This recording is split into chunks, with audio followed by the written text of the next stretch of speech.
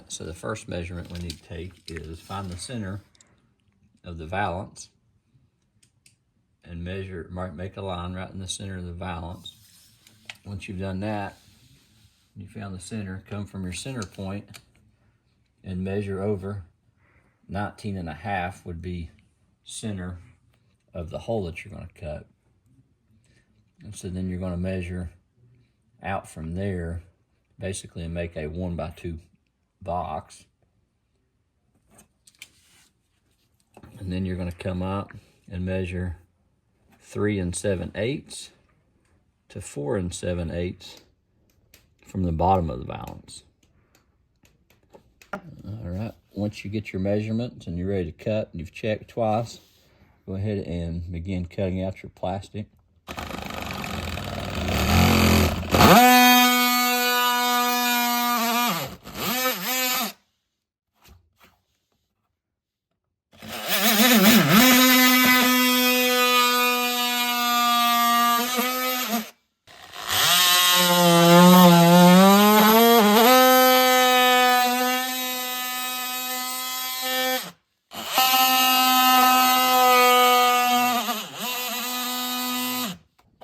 Once you have it pretty much ready, go ahead and punch it out.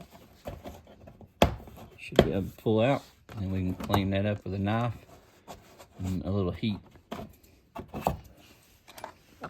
All right, once you have your holes cut out, come up and get an 18-inch. We got it on a 1/2-inch drive with a 5-inch extension. We're gonna loosen these bolts.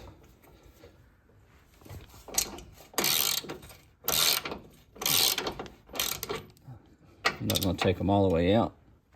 I'm going to get them loose first. The bumper's going to drop down a little bit, so you could use a jack if you wanted to hold the bumper, but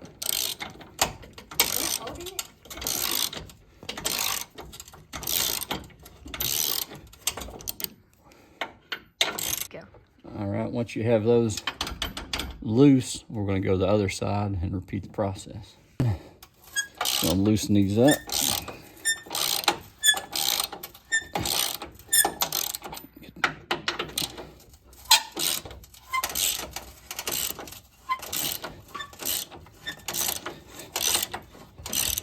We're going to get them loose, and then we're going to take and probably just release one on the bottom of each side, and then get jack under here and support this.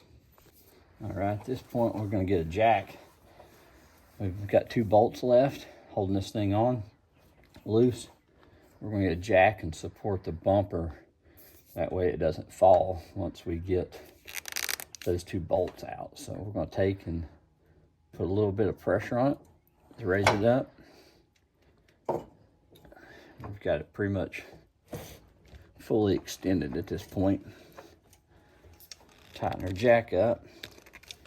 And then we're going to take the bar off, that way we can get the wrench hand across it.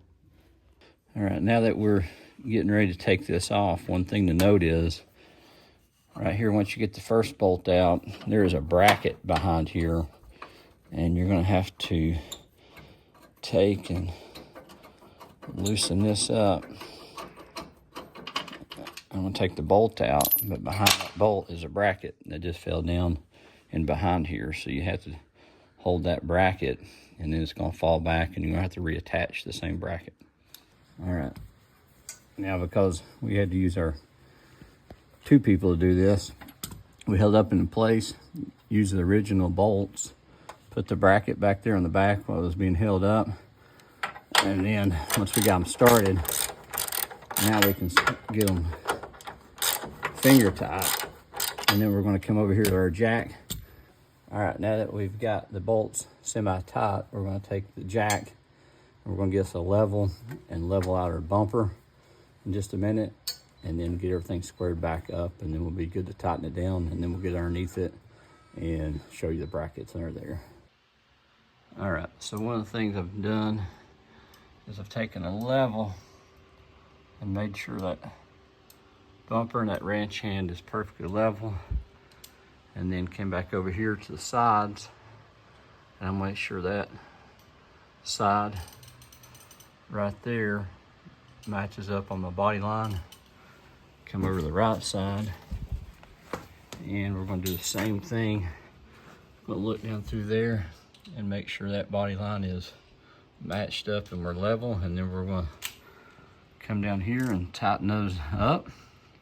All right, now we're under here. This is the back side with that bracket I was telling you about. You got to hold while you tighten those down.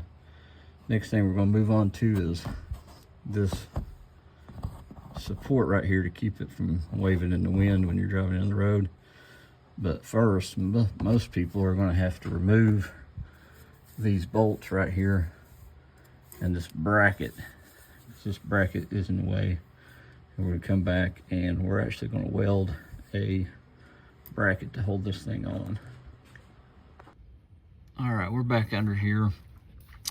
Told you previously that we definitely, if we had the brackets, which we don't, we bought this used, so I don't have the brackets that attach this underpiece to an L bracket that they sell when you buy a wrench hand from the factory, which normally you would take, like I said, these bolts off right here, and then you would remove this entire bracket assembly. But since we don't have it, and I had some scrap metal laying around, the best thing to do is we've taken this small piece and we're actually just going to put a bead right here. We're going to weld this bracket to attach it.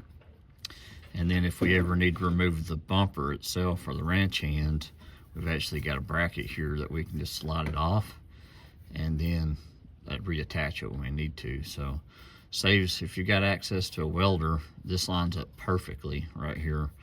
So if you just make a little L bracket, of course you can make an L bracket from the top and come down and do it like the factory specs if you want to as well. But all this does is keep the wrench hand from vibrating around while you're driving down the road. It's structurally sound through the bumper bolts that you have. So we're gonna take the MIG welder. We cleaned this up already. It's nice and smooth. We're gonna take and just weld a bead right there, and then we'll actually have a bracket that attaches to this piece, and we should be good to go. We'll repeat the same process on the other side. All right, so back up here now, this is the bracket we've welded on there. And we're just going to take now and attach a bolt to it, and should be done. All right, got everything bolted back up. Came out pretty good.